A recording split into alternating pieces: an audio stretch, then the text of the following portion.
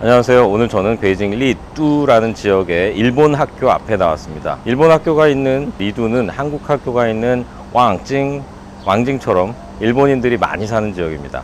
아베 신조 전 일본 총리 사망 사건을 계기로 일본 학교나 일본 타운은 어떤 모습인지 보러 한번 나와봤습니다. 시진핑 중국 국가주석은 기시다 총리에게 조전을 보냈습니다. CCTV는 시 주석이 이 조전을 중국 정부와 국민을 대표해 개인 명의로 보냈다고 보도했습니다. 아니, 어떻게 중국 정부와 국민을 대표하는데 개인 명의가 될 수 있는 걸까요?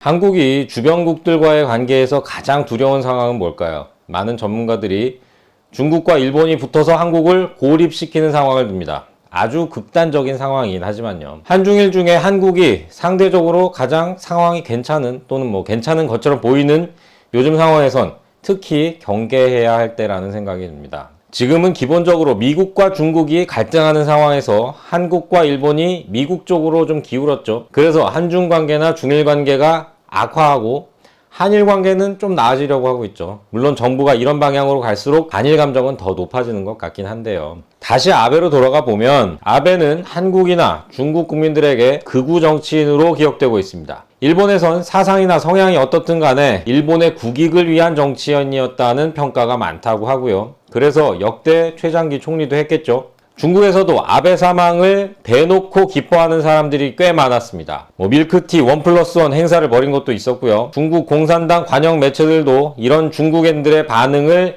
이해해야 한다는 기사를 올리기도 했습니다.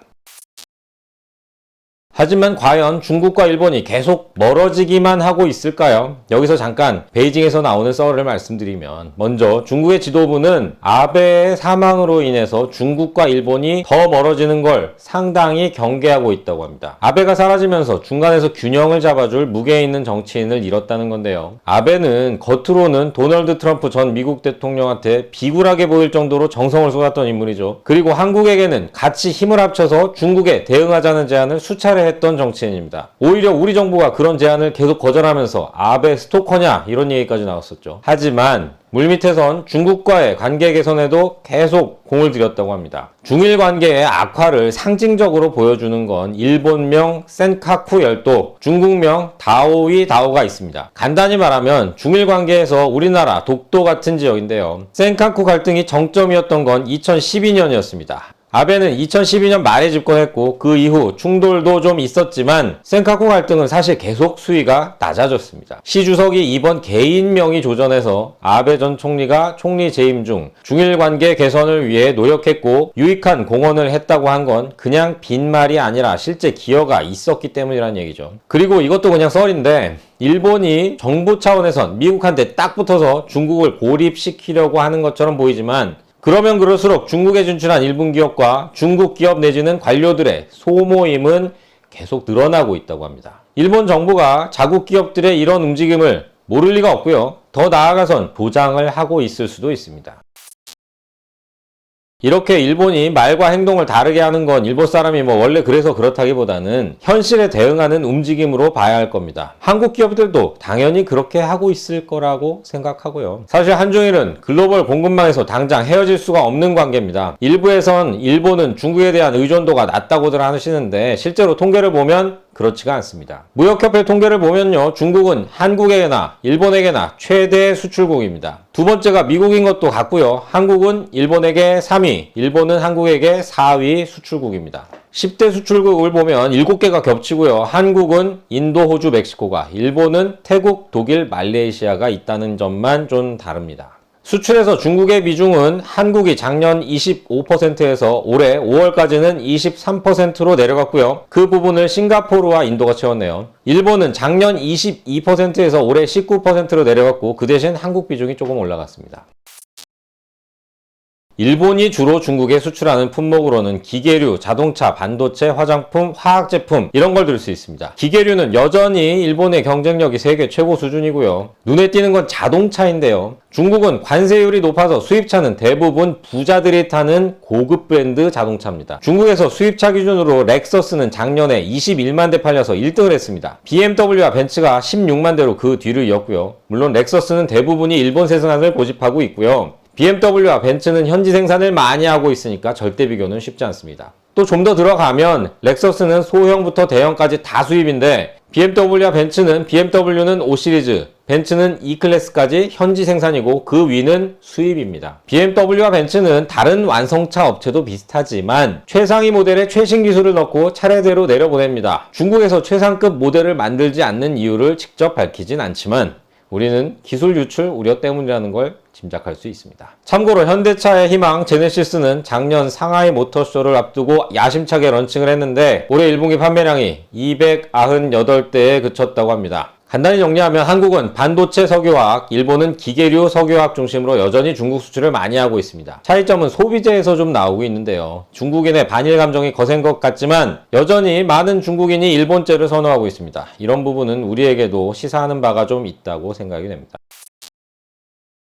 앞서 센카쿠 열도 다오이다오 얘기를 잠깐 했는데요. 조금만 보충하도록 하겠습니다. 센카쿠 열도는 독도보다 좀 더 복잡한 부분이 있는데요. 대만까지 얽혀있기 때문입니다. 센카쿠 열도 갈등이 최고조로 가던 2012년 4월 도쿄 도지사가 센카쿠 열도의 일부 사유지 섬을 도쿄가 사서 국유화하겠다고 해서 긴장감이 고조됐고요. 바로 이어서 5월에 중국인, 대만인, 홍콩인으로 구성된 중화권 시민단체 활동가 5명이 선제적으로 센카쿠에 상륙했습니다. 이들은 이걸 소셜미디어에 생중계하기도 했죠. 3차 국공 합작이다 이런 주장도 있었다고 하고요. 사실 대만은 대만식 표현으로 타오이 타이의 주권을 더 강하게 주장하고 있습니다. 하지만 현재는 중국의 위협이 너무 큰 상황에서 일본과 분쟁을 벌여봤자 좋을 게 없기 때문에 일본과 협정을 맺고 영유권 주장을 잠시 보류한 상태고요. 대만은 일본의 행정 지배를 인정하면서 주권은 여전히 자기한테 있다는 애매한 상태를 유지하고 있고요. 일본은 또 대만에 어업권을 내줬습니다. 중국은 갸오이다오의 위치를 볼 때 대만 영토고 대만은 중국의 일부니까 당연히 갸오이다오도 우리 땅이다 이런 논리를 펼 것 같은데 신상은 그렇지가 않습니다. 그냥 갸오이다오는 우리 땅이다 이렇게 심플하게 주장하고 있습니다. 베이징의 저명한 역사 교수님께 들은 얘기인데요. 중국이 대만과의 사이가 한참 안 좋고 일본에게 기술을 전수받아야 했던 한 20년 전, 시기는 정확하지 않을 수 있는데요. 그때 중국은 대놓고 센카쿠 열도가 대만 땅이 아니라는 논리를 폈다고 합니다. 자기도 그때 한 말이 기록으로 다 남아있기도 하고 또 대만을 실제로 지배하지도 않고 있는 상황이니 중국은 그냥 중국답게 갸오이다오는 우리 땅 이런 주장을 하는 걸로 보입니다. 일본에 대해서 겉으로 하는 말과 실제 행동이 다른 건 중국도 마찬가지입니다. 이 부분 역시 중국인이 사악하다거나 못 믿을 사람이라서가 아니라 중국 국익이 달려있는 문제라서일 겁니다. 미중 갈등이 본격화된 이후 일본은 쿼드에도 들어갔고요. 사실 쿼드는 일본이 주도한 성격도 있지만요. 미국이 중국을 견제하는 건 일본이 계속 앞장서고 있고요. 또 중국은 그럴 때마다 가만두지 않겠다는 식으로 대응해 왔습니다. 하지만 실제로 보면 거의 다 말뿐이죠. 경제 지표들을 보면 중국은 지금 일본에 함부로 할 상황이 아니기도 합니다. 중국 중앙은행인 인민은행이 최근 6월 금융시장 운행 정황을 내놨는데요. 주목할 부분은 경외기구, 그러니까 외국인 투자자의 중국 채권 보유액이 5월 말 3조 7,400억 위안에서 6월 말 3조 6,400억 위안으로 또 1,000억 위안 줄었다는 점입니다. 외국인의 중국 채권 순매도는 2월부터 시작됐습니다. 2월 800억 위안에서 3월부터 5월까지는 1,100억 위안어치씩으로 늘었고요. 6월에도 또 1,000억 위안입니다. 5달 동안 5,000억 위안, 96조 원어치를 팔아치운 겁니다. 외국인은 2018년 1월 중국 채권 시장에 외국인 직접 참여가 시작된 이후 이전까지는 한 번도 2달 연속 순매도한 적이 없었습니다. 주식시장에선 3월 450억 위안 순매도에서 4, 5, 6월은 순매수로 돌아섰다가 7월 들어서 다시 매도 우위로 전환했습니다. 위안화 표시 자산을 팔았으니 달러로 바꿔서 나왔겠죠. 중국의 6월 말 기준 외화 보유액은 3조 710억 달러, 4,858조 원이었습니다. 5월 말 3조 1280억 달러에서 570억 달러나 줄었습니다. 중국의 외화 보유액이 3조 1000억 달러 아래로 내려간 건 2020년 4월에 3조 920억 달러 이후 26개월 만입니다. 위안화 환율도 다시 슬금슬금 오르고 있습니다. 미국이 금리를 저렇게 급하게 올리는 거에 비하면 위안화가 상대적으로 잘 버티고 있긴 한데요. 그래도 위안화 약세 내지는 환율 상승이 대세라는 인식이 자리를 잡으면 달러 유출은 더 심해질 수 있습니다. 중국이 일본하고 친하게 지낸다고 해서 글로벌 투자자들이 곧바로 중국에 돌아오거나 하진 않을 겁니다. 하지만 글로벌 무대에서 점점 더 고립돼 가고 있는 중국 입장에선 번듯한 친구 하나가 아쉬운 상황입니다. 러시아는 애초에 믿을 만한 친구라기보다는 동업자 비슷한 관계고요. 오늘 일본 얘기를 많이 했는데 우리는 한중 관계와 한일 관계는 누구나 잘 아시죠. 하지만 중일 관계는 그만큼 잘 알지는 못하는 것 같습니다. 물론 저도 마찬가지고요. 중국에서 생활해보면 일본이 중국에 미치는 영향이 엄청나다는 걸, 적어도 한국보다는 훨씬 크다는 걸 새삼스럽게 느끼게 됩니다. 일례로 중국의 유튜브라고 불리는 비리삐리 이런 발음인데요. 이 중국의 유튜브는 일본 애니메이션을 공유하면서 성장한 서비스입니다. 또 중국 밀크티 프랜차이즈 중에서 최근에 가장 빠르게 성장하고 있는 나이슈의 더 차라는 브랜드는 브랜드 로고에 일본말을 아예 넣어놓기도 했고요. 또 나이슈의 대신 일본 발음인 나유키를 대놓고 브랜드 이름으로 알리고 있기도 합니다. 한국이 중국 의존도를 줄여야 한다는 건 당연하다고 봅니다. 수출로 먹고 사는 나라가 한 국가 비중이 이렇게 높다는 건 너무 위험하죠. 비중은 줄이는 게 맞습니다. 하지만 중국 비중을 줄이는 건 전체 수출을 늘리면서 자연스럽게 떨어지도록 하는 게 바람직하다고 생각됩니다. 말처럼 쉽지는 않겠지만요. 미국 편을 들면서도 중국에게서 이익을 볼 수 있는 건 일단 유지해야죠. 일본과의 관계에선 일본과 잘하자 못하자 차원을 떠나서 먼저 일본이 중국과 손잡고 한국을 왕따시키는 일은 없도록 해야 할 것이고요. 그리고 이건 그냥 제 개인적인 판단인데요. 지금 중국이 워낙 커진 만큼 일본과 함께 중국을 견제하는 게 맞는 것 아닌가 그렇게 생각이 됩니다.